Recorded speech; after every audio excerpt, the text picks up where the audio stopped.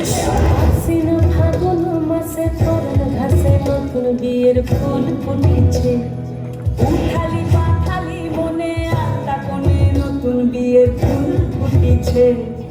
আশ্বিন ফাগুন মাসে পরাণ ঘাসে নতুন বিয়ের ফুল ফুটেছে। উঠালি পাঠালি মনে আত্মা কোণে নতুন বিয়ের ফুল ফুটেছে।